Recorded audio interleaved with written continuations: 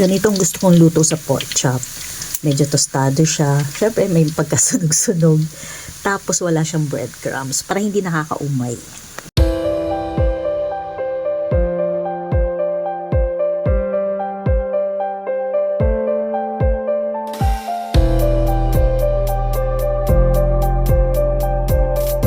Ang ulam ko for today's video ay ampalaya with sotanghon, fried pork chop at fried rice na may chorizo.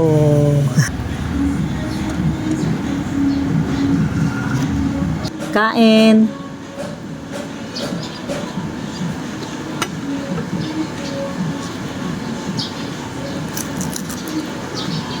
I'm sure.